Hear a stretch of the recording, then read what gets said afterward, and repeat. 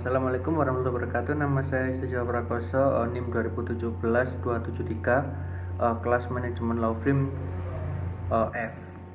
Jadi dalam kesempatan kali ini saya akan menjelaskan atau mereview buku dari Ari Wahyudi Hartanto, terbitan dari Sinar Grafika, yang berjudul Kantor Hukum, Pendirian dan Manajemennya, beserta teori dan praktek. Nah, dalam buku ini sangat bermanfaat bagi untuk para lawyer yang ingin mendirikan law firm ataupun kantor hukumnya, yang ada beberapa prosedur. Nah, di dalam buku ini terdapat 4 bab. Nah, dalam 4 bab itu sendiri membahas beberapa tata cara beserta manajemen penjalanannya, beserta strukturalnya organisasi kantor hukum tersebut juga. Jadi mulai saya review. Bab 1 itu seputar proses pendirian kantor hukum, yang dimana di situ terdapat beberapa pembahasan tata cara pendirian kantor hukum dan perspektif teoritisnya.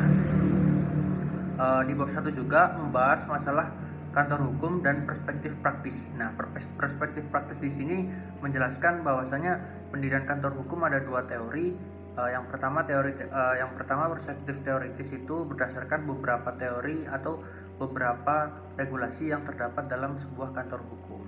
Nah, yang ketiga, yang selanjutnya yang ada dalam bab 1 juga masih dalam bab 1, kantor hukum dalam perspektif praktisnya. Nah, praktisnya di sini adalah pendirian secara praktis. Jadi dalam artian di sini gampangnya daripada kantor hukum itu sendiri berdiri. Oke, sekarang lanjut ke bab 2. Bab 2 adalah manajemen kantor hukum. Di dalam bab 2 ini menjelaskan satu struktur umum manajemen kantor hukum yang terdiri dari pendiri atau bisa disebut sebagai foundernya, langsung partner di situ juga, struktur umum yang ada job list di situ nanti, beberapa staff dan tugas-tugasnya. Terus bab 2 juga membahas masalah kantor hukum. Dijelaskan di sini di bab 2, kantor hukum merupakan perusahaan, yaitu sebuah perusahaan yang berjalan di bidang jasa. Yaitu jasa apa yang dipakai di sini adalah jasa hukum itu sendiri. Jadi yang dijual adalah jasanya. Nah, terus bab 2 juga membahaskan serba-serbi keuangan internal kantor hukum.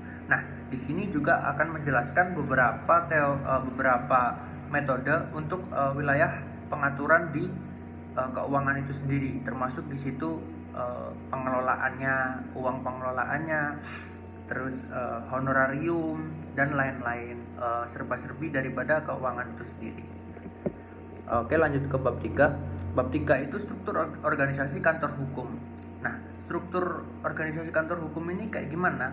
Nah, struktur organisasi kantor hukum itu merupakan pembahasan yang turunan daripada manajemen kantor hukum itu sendiri, mulai dengan struktur tugas dan tanggung jawab advokat yang dibagi antara beberapa job list di situ. Jadi dalam artian job list di situ jelas para timnya itu mempunyai beberapa job list di situ.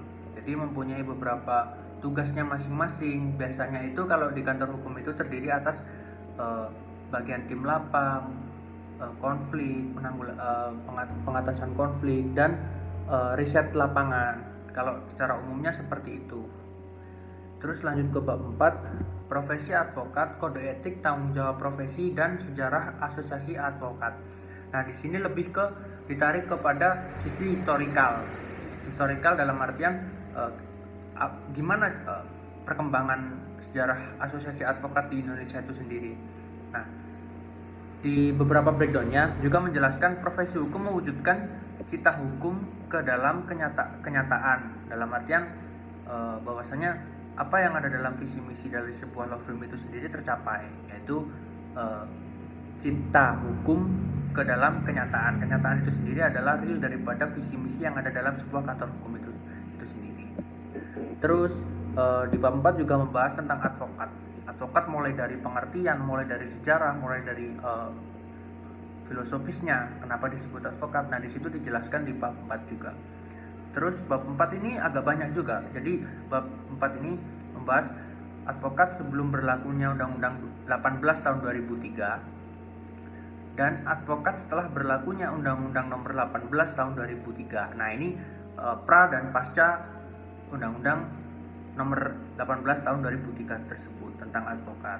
Nah, kode etik juga dibahas di sini di bab 4, kode etik dan tanggung jawab advokat.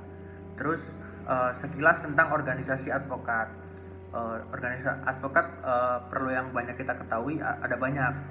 Salah satunya adalah Pradi, yang tertua di Indonesia adalah Pradi.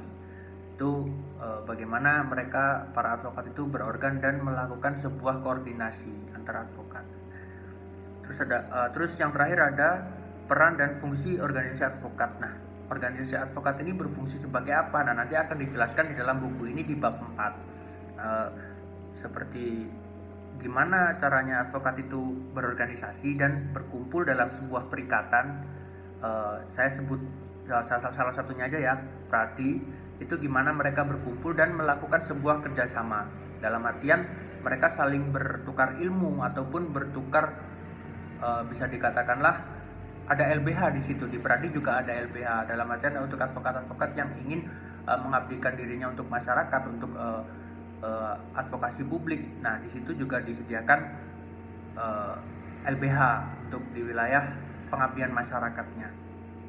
Di buku ini sebenarnya sangat membahas secara terperinci ya, dalam artian buku ini sangat menjawab daripada kebingungan ataupun tanda tanya yang ada di dalam kepala, yang membahas masalah bagaimana cara manajemen kantor hukum dan bagaimana caranya mendirikan sebuah kantor hukum, mulai dari legalitasnya, manajemennya, keuangannya, bahkan sampai